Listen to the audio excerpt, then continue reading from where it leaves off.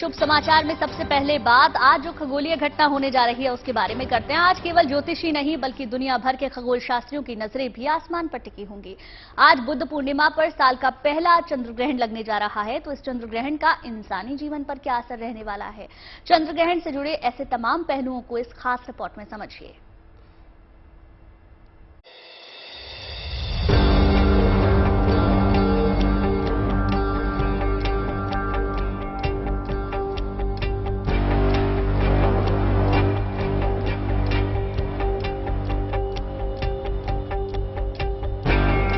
आज रात 8:44 पर आसमान में एक खगोलीय घटना घटेगी। पृथ्वी की छाया चंद्रमा पर पड़ने से चंद्र ग्रहण लगेगा। 130 साल बाद बुद्ध पूर्णिमा पर लगने वाले इस खास चंद्र ग्रहण के ज्योतिषीय मायने बेहद खास हैं। देखिए, चंद्र ग्रहण जब भी लगेगा उसकी पहली शर्त यही है कि वो पूर्णिमा पर लगेगा। ऐसा माना जा रहा है कि बुद्ध पूर्णिमा पर लगभग 135 कुछ लोग कह रहे हैं, कुछ लोग 139 कह रहे हैं कि इतने वर्षों के बाद बुद्ध पूर्णिमा पर चंद्र ग्रहण का संयोग बना हुआ है। हमेशा इस बात को याद रखिए कि ग्रहण काल में अगर आप पूजा उपासना करते हैं या ध्यान करते हैं तो उसके परिणाम बहुत शुभ होते हैं। आप चंद्र ग्रहण की घटना को तो बखूबी समझते होंगे, लेकिन ये चंद्र ग्रहण उपछाया कहा जा रहा है। ऐसा क्यों होता है? क्या है ये उपछाया चंद्र ग्रहण? इसे समझना भी जरूरी है।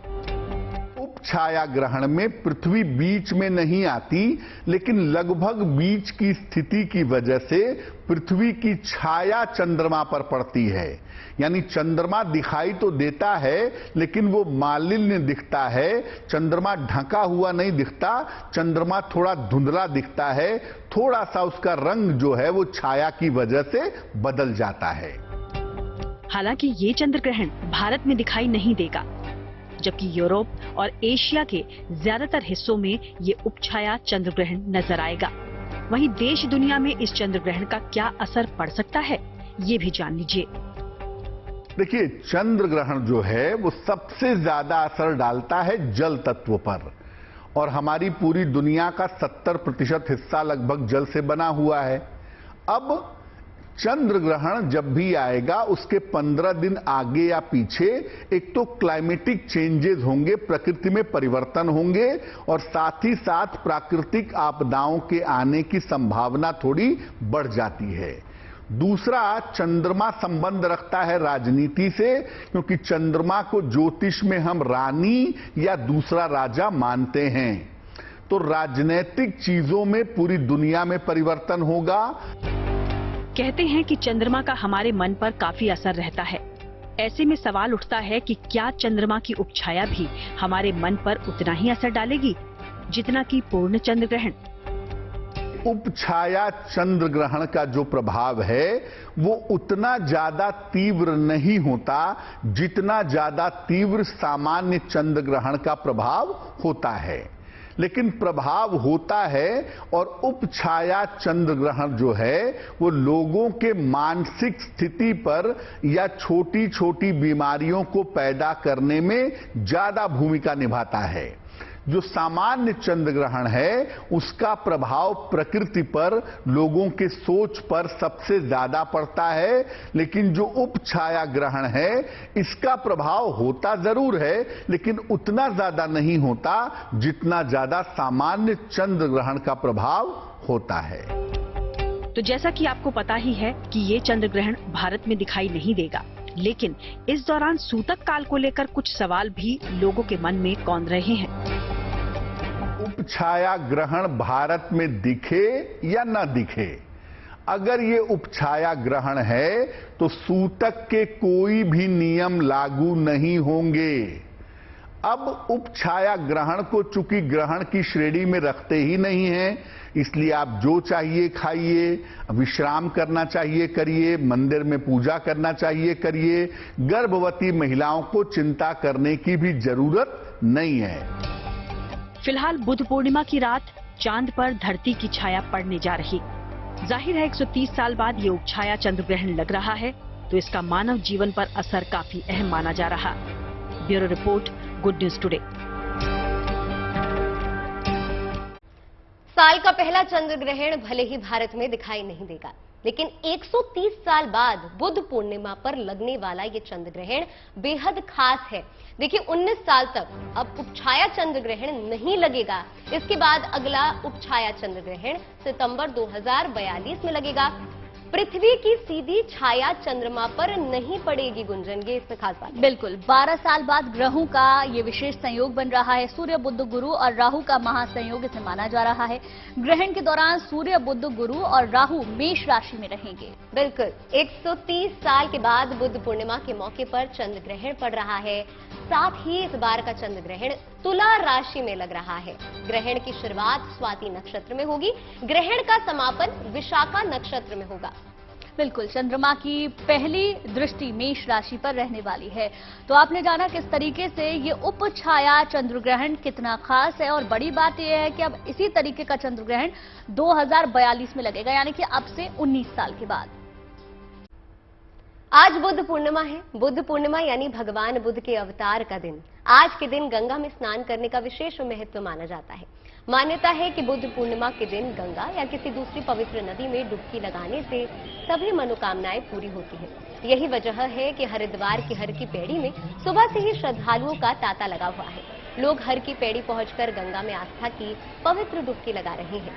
गंगा स्नान के अलावा लोग आज पूर्वजों के लिए तर्पण और दान पुण्य भी कर रहे हैं। दरअसल मान्यता ये भी है कि आज ही के दिन भगवान विष्णु नरसिंह अवतार के रूप में प्रकट हुए थे और अत्याचारी हिरण्यकश्यप का वध उन्होंने किया था। इतना ही नहीं, आज ही के दिन भगवान कृष्ण ने सुदामा को विनायक उपवास रखने का महत्व भी बताया था। गंगा स्नान आज हम करने आए हैं और बहुत अच्छा आनंद मिल रहा है हमको। यहाँ पर बहुत अच्छा लग रहा है हमको। आज बुद्ध पूर्णिमा के दिन गंगा स्नान का अधिक महत्व होता है, तो इसलिए हम स्पेशली नोएडा से यहाँ पे आए हैं। तो गंगा मैया से ये प्रार्थना करते हैं कि सब भारतवासियों के लिए ये दिन शुभ हो, खुशियां लाएं और सब परिवार सकुशल रहे।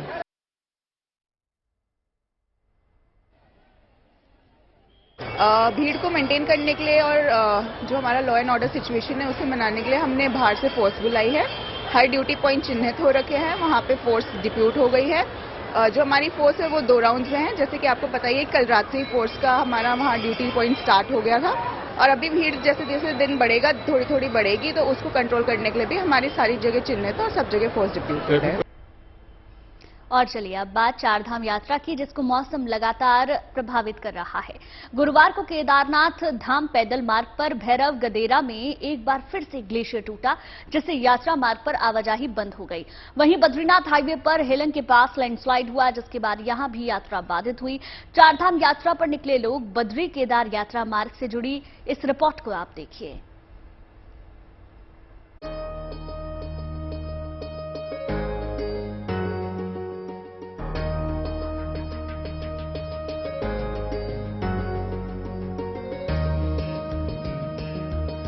उत्तराखंड में चारधाम यात्रा रुक रुक कर जारी है।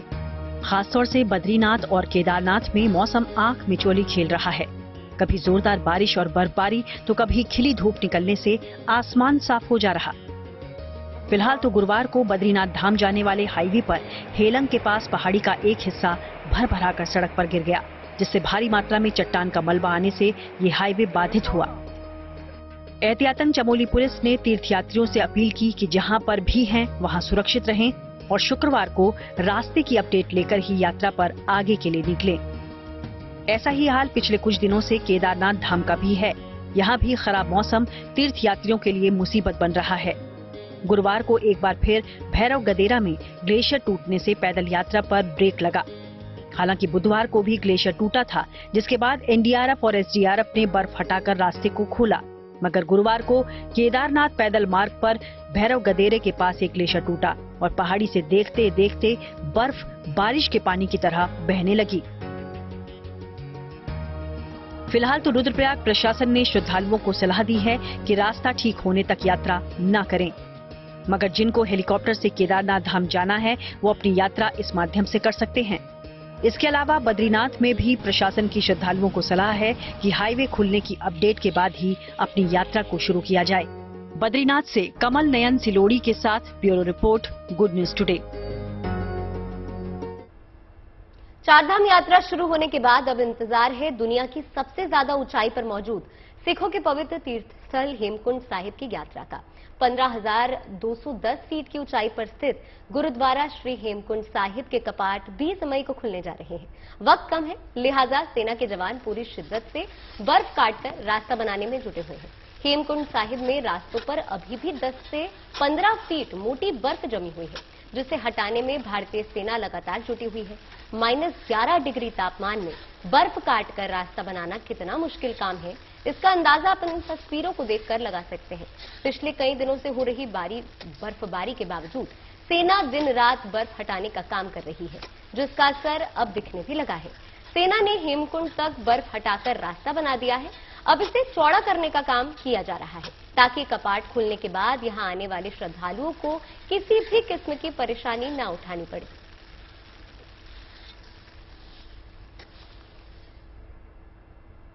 बुद्ध पूर्णिमा के साथ ही आज देश के कई हिस्सों में भगवान विष्णु के नरसिंह अवतार का भी उत्सव मनाया जा रहा है।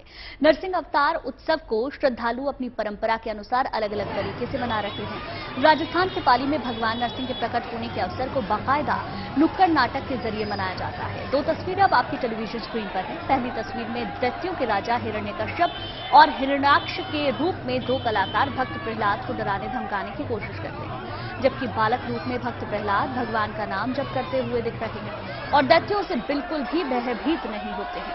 वहीं दूसरी तस्वीर में आप देख सकते हैं कि अपने भक्त की रक्षा के लिए नर और शेर के रूप में भगवान नरसिंह प्रकट होते हैं और हिरण्यकश्यप और हिरण्याक्ष का वध करते हैं। पाली में भगवान नरसिंह के प्रकट होने का उत्सव कई सालों से इसी तरीके से मनाया जाता है।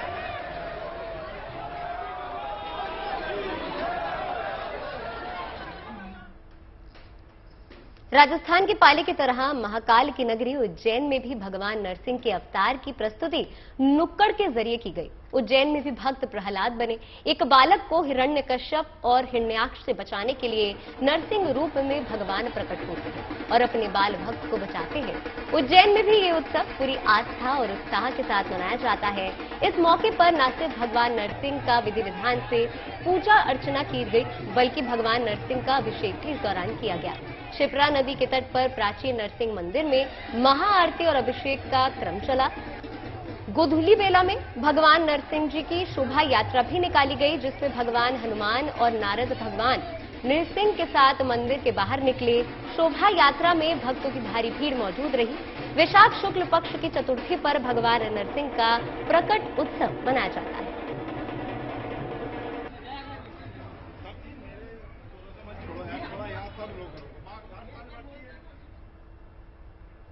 और अब जो तस्वीरें आई हैं वो हम आपको दिखाते हैं तमिलनाडु से, जहां तमिलनाडु के मदुरई की चिथरई उत्सव के रंग और उमंग पूरे शहर में, वहां का पूरा शहर डूबा हुआ है। मदुरई में विश्व प्रसिद्ध मीनाक्षी मंदिर है। मीनाक्षी को शिव की पत्नी पार्वती का रूप माना गया है। हर साल चैत्र माह के शुक्ल पक्ष की एकादशी से लेकर पूर्णिमा तक देवी मीनाक्षी का विवाह पर्व मनाया जाता है। देवी मीनाक्षी का विवाह सुंदरेश्वरी यानी भगवान शंकर के साथ होता है। ये पर्व लगभग 15 दिन तक चलता है और इस दौरान अलग अलग रीति रिवाज और मान्यताओं के मुताबिक अनुष्ठान किए जाते हैं। 23 अप्रैल से जारी चिथराई महोत्सव अब अपने अंतिम पड़ाव में है। इस खास मौके पर श्रद्धालुओं की संख्या अच्छी खासी रहती है और इस अनोखे विवाह के साक्षी श्रद्धालु बनते हैं। आप इन तस्वीरों में देख सकते हैं कि भक्तों में कितना उत्साह, कितना उल्लास, कितनी उमंग है।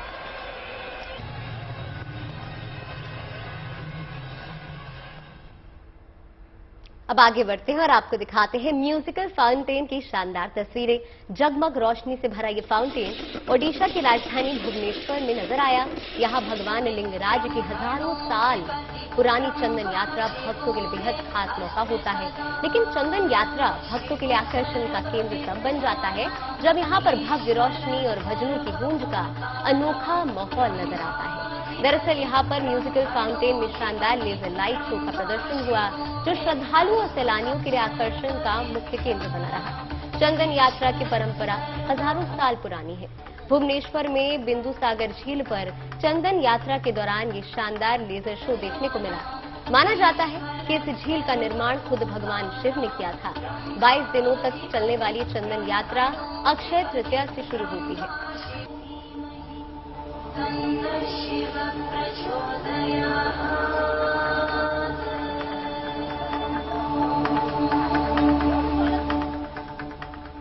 ऑपरेशन कावेरी की स्माइल।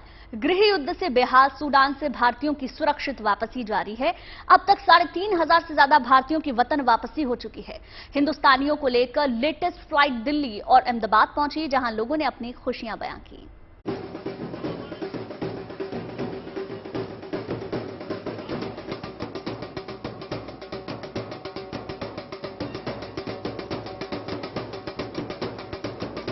जारी है सूडान से भारतीयों के सुरक्षित लौटने का सिलसिला। वतन वापसी पर खुशी से खिले लोगों के चेहरे। लोगों ने सरकार के इंतजाम को सराहा।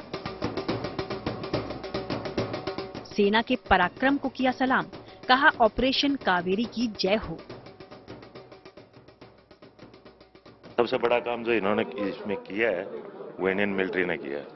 मतलब इनके जाने से ना, इनका एक ड्रेस देखने से वो अलग ही फीलिंग आती है, सिक्योरिटी की जो फीलिंग आती है। बहुत अच्छा लग रहा है। कैसे हालात थे वहाँ पे? वहाँ पे बहुत ही ज्यादा वो था कि जैसे किचन में खाना बना रही थी तो ऊपर से जा रहा था, अब जैसे लग रहा था कि ये अभी यहीं पे गिरेगा। और गोलियों की आवाज ऐसे थी जैसे हम दिवाली में पटाखे फोड़ते हैं तो रुकने का एकदम से हो जाए, ऐसे आवाजें थी। कमाल ये है कि अब सूडान से फ्लाइट भारत पहुंच रही है, यानी सूडान से निकाले गए भारतीयों को विमान के जरिए सीधे भारत लाया जा रहा है।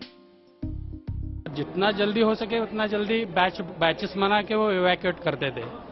अभी तक जो भी बैचेस थी इस कावेरी ऑपरेशन में वो वाया जिद्दा थ्रू इवैक्यूएट, लेकिन हमारी ये direct from Port Sudan to Ahmedabad पहुंची है। दुनिया का चाहे कोई भी कोना हो, संकट चाहे जैसे में भारतीय सेना मुश्किल में फंसे लोगों को निकालती आई है। हिंदुस्तान की दूरी 5,000 किलोमीटर से ज्यादा की है, लेकिन अब हालात बिगड़े और लोगों की जिंदगी खतरे में पड़ी, तब अपने आगे रहा हिंदुस्तान। अच्छा भूलेंगे नहीं जिंदगी में ऐसे। सब पूरा गवर्नमेंट हो या हमारे सेना हो, आदमी लोग को सुरक्षित लेके आ गए। बस सूडान करने के लिए वहां पे जब ये बमबारी हुआ था सब लोग घर में, हाँ वहाँ यहाँ वहाँ वैसे तोप गोले छूट रहे थे। सब लोग यहाँ से जाएंगे नहीं, अब यहीं पे रह जाएंगे, लेकिन इधर गवर्नमेंट और मंडल मिलके हम लोग को वहाँ से अच्छी तरह से निकाल के यहाँ तक ले आई। सुरक्षित भारत वापस आ गए। कैसा लग रहा है आपको? बहुत अच्छा फील हो रहा है। ऐसा हो रहा है कि मैं फिर से एक बार पृथ्वी पे आ गया हूँ। आपको बता दें कि 24 अप्रैल को भारत सरकार ने अपने नागरिकों को बचाने के लिए ऑपरेशन कावेरी का ऐलान किया। तब से लेकर अब तक रेस्क्यू ऑपरेशन लगातार जारी है। सेना, वायुसेना और नौसेना ज्वाइंट ऑपरेशन के जरिए मिशन को अंजाम दे रही हैं और भारतीयों की वतन वापसी करा रही हैं।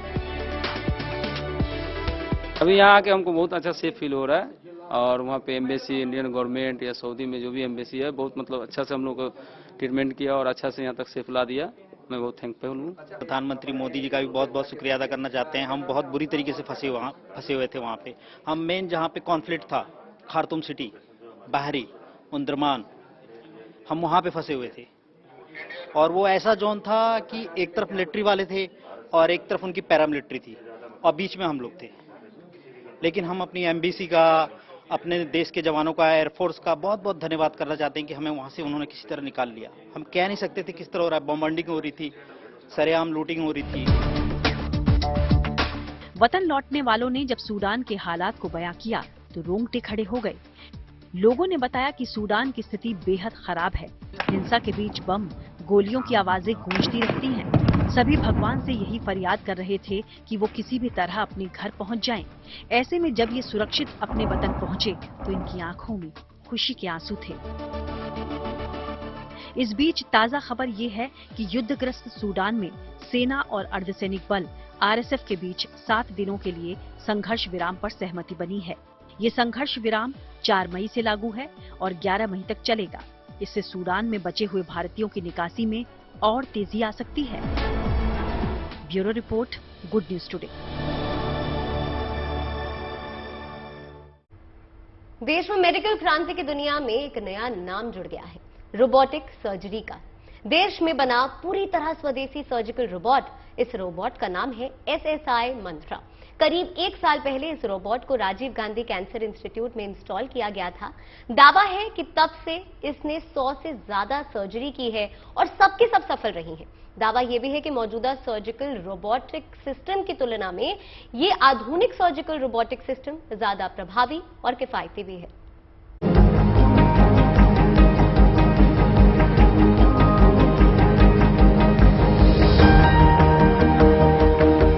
दिखने में ये मशीन भले ही जटिल लग रही हो, लेकिन इसने जटिल सर्जरी को भी बेहद सरल बना दिया है। देश का ये पहला made in India surgical robot है जिसका सक्सेस रेट 100% है। मतलब ये कि इस स्वदेशी डॉक्टर रोबो ने अब तक 100 से ज्यादा सर्जरी की है। दावा है कि सभी सर्जरी पूरी तरह सफल रही हैं। हमारे सामने मौजूद है भारत का पहला स्वदेशी सर्जिकल रोबोट। इसको नाम दिया गया है SSI मंत्रा। SSI मंत्रा को बनाया है भारत की कंपनी SS इनोवेशन ने और अभी तक इसे भारत के कई अस्पतालों में इंस्टॉल कर दिया गया है। SSI मंत्रा को सबसे पहले इंस्टॉल किया गया भारत के cancer hospital Rajiv Gandhi cancer hospital में। अभी तक ये रोबोट 100 से ज्यादा सर्जरी कर चुका है और इसका सक्सेस रेट 100% है।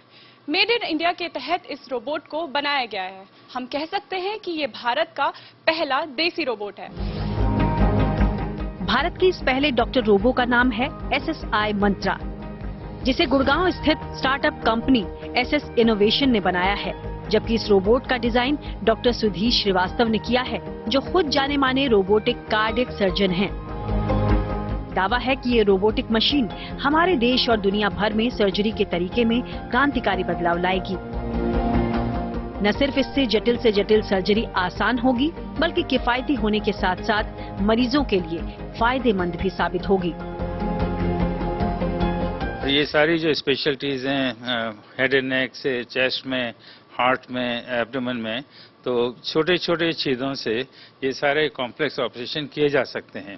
इसका सबसे बड़ा फायदा होता है कि जो ट्रॉमा होता है, बड़े इंसिजन, एक तो इंसिजन्स नहीं होते हैं, दूसरे पेशेंट्स जो होते हैं इतना दर्द नहीं होता है और हॉस्पिटल में कॉम्प्लिकेशंस कम होती हैं और ब्लड यूज़ बहुत कम हो जाता है और ये पेशेंट अस्पताल से भी जल्दी निकाले जा सकते हैं और जब घर जाते हैं तो बहुत तेजी से रिकवर होते हैं।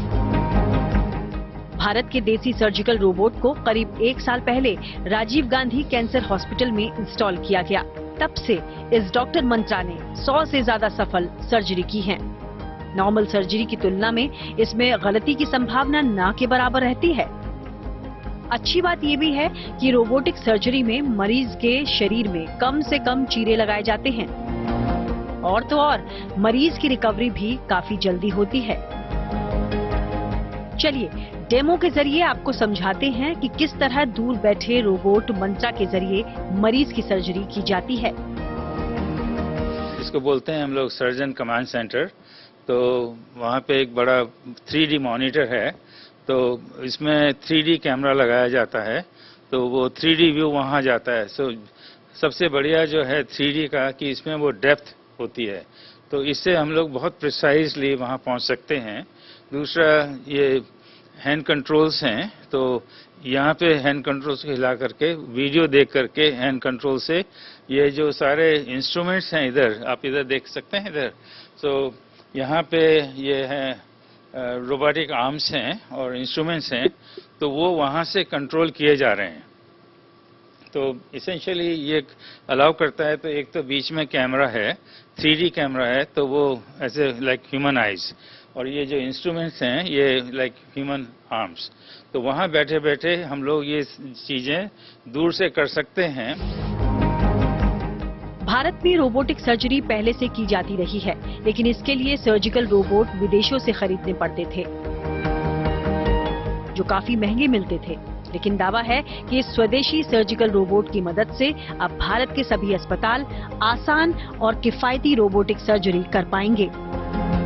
दिल्ली से अनामिका गौड़ के साथ bureau report, good news today. International space station में मौजूद 2 रूसी अंतरिक्ष यात्रियों ने स्पेस वॉक किया। 3 मई को किए गए स्पेस वॉक के दौरान दोनों रूसी एस्ट्रोनॉट ने 7 घंटे से ज्यादा का वक्त स्पेस स्टेशन के बाहर बिताया। इस स्पेस वॉक का मकसद एक रेडिएटर और एक एक्सपेरिमेंट मॉड्यूल को स्थानांतरित करना था। ये पूरा टास्क 4 स्पेस वॉक में किया जाना था। 3 पूरे हो चुके हैं। अब बाकी बचे काम के लिए दोनों अंतरिक्ष यात्री 1 हफ्ते बाद 12 मई को एक बार फिर से स्पेस वॉक पर निकलेंगे।